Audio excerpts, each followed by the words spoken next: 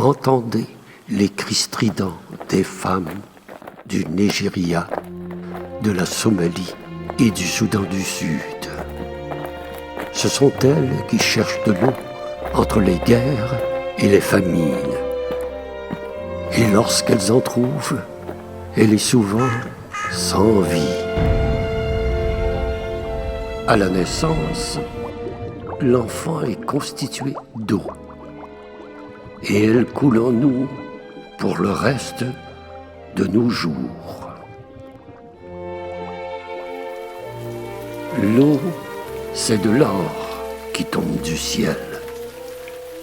C'est elle qui abreuve les peuples.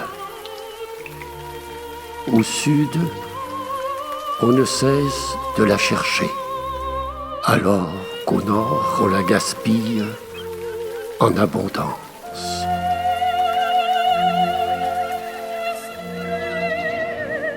Un grand voilier venu des temps anciens.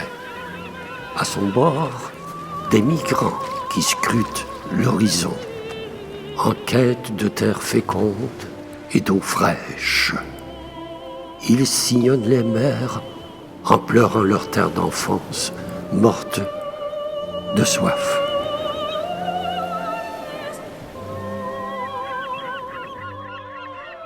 L'eau, c'est elle que l'on observe sans bouger pour mieux rêver.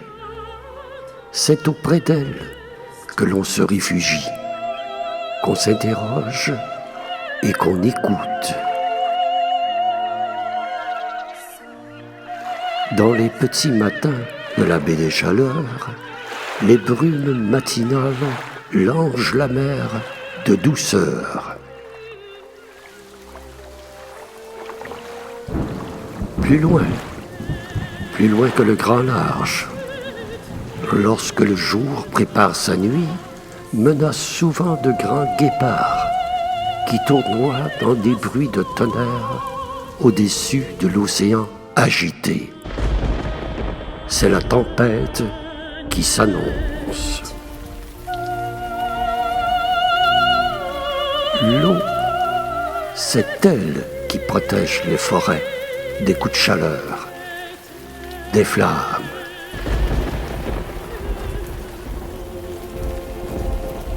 Voyez l'eau couler dans les froids vifs des rivières. L'avez-vous déjà entendu se frôler le long des berges du lac Mistassini, en Jamésie? C'est elle qu'on redirige à travers la taïga pour créer de la lumière.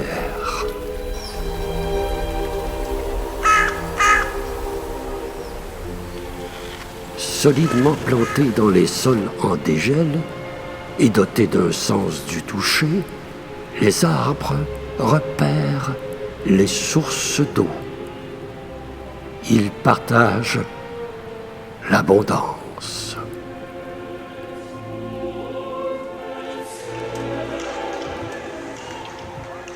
Lorsque le froid s'abat véritablement, les patineurs rivalisent sur de véritables miroirs d'hiver l'eau glacée.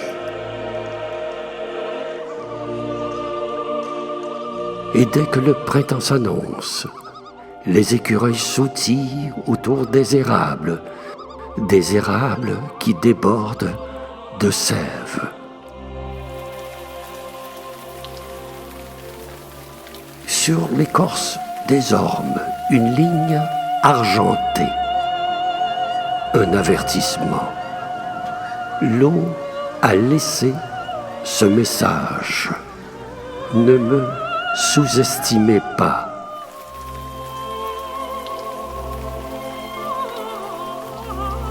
Les flaques d'eau sont les premiers lacs que les enfants traversent et qu'accompagnent les sons envoûtants des pluies. Dans un sous-bois de la Naudière se trouve un généreux abreuvoir, là où les anours s'en donnent à cœur joie. Surtout quand il pleut, à boire debout. L'eau se repose dans la lumière des étangs. Les après-midi, elle y fait la sieste. Et la noirceur venue, elle bouge un peu, mais à peine. L'eau, ce sont les envols des chasseurs patients que sont les grands héros. J'en ai aperçu s'arracher bruyamment de la rivière des prairies, après s'y être engouffré pour pêcher.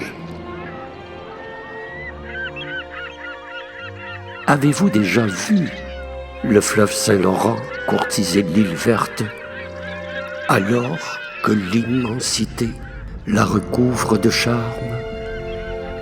L'avez-vous déjà observé se prélasser à marée basse sur la grève de Métis-sur-Mer?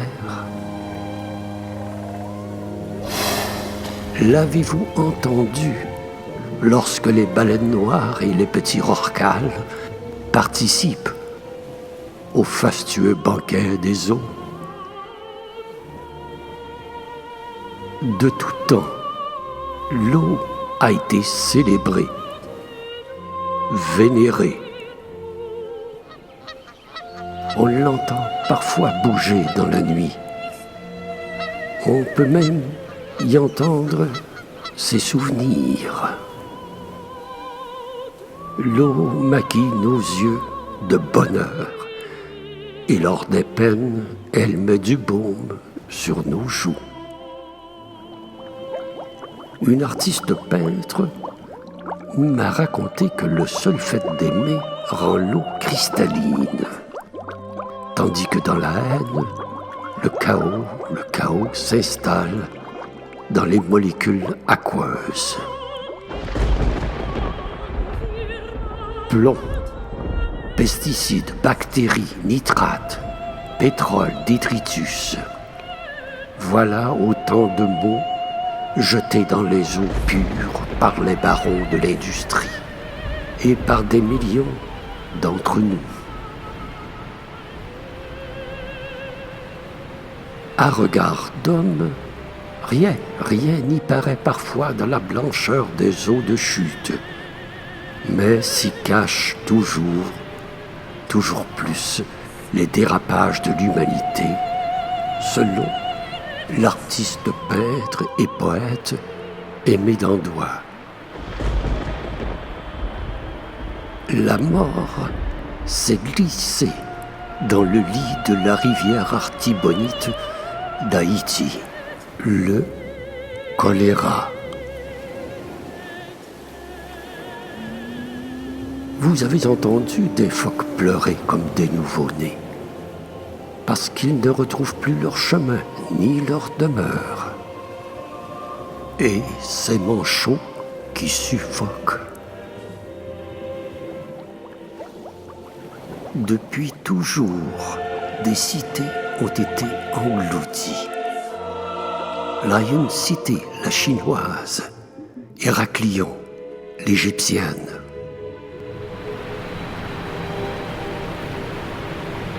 New York et Tokyo sont grugés par la montée des eaux. Dans 1000 ans, ces mégapoles pourraient bien être noyées. L'eau, c'est elle que l'on cherche sans fin, dans un univers qui ne semble pas avoir de fin, alors qu'elle s'affole dans tous les hémisphères de notre planète.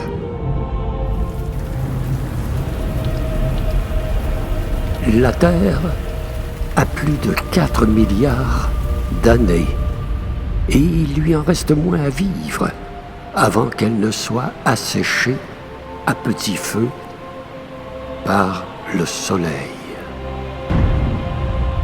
Notre Terre se videra de toutes ses eaux. Quand et à quel rythme ce grand déversement s'entamera-t-il dans l'espace? Personne